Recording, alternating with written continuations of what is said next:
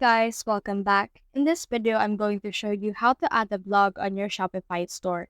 Let's get started. So in order to do that, as you can see, I have here my store. And if, for example, you want to add blog, you can head over and see this blog post right here.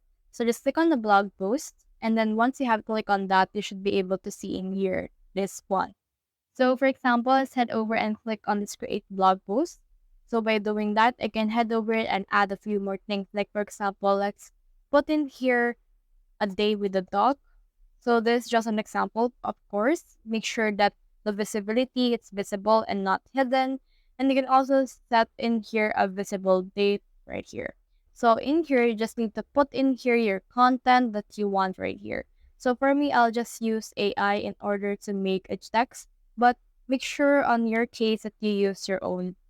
So for example, for me, I'll just put in here the title, and then this will generate me some ideas or some paragraphs in order to integrate it on my AI right here. So this right here will generate me some things and click on the keep in order to add that right here. So it totally depends on you what you want to add on your blog. It can be sometimes beneficial to add a blog post if you have a store on your Shopify.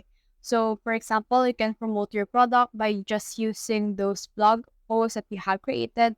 And in here, you can also add in here a featured image by clicking on the add image right here. And then you can put in here some pictures that you want to add. So for me, I just chose this picture, and you can also put in here the author and what type of blog is this. It can be a news or it can be another type of blog. And in here, it will be a default blog post. And this is what it looks like on your SEO. So head over and click on save right here.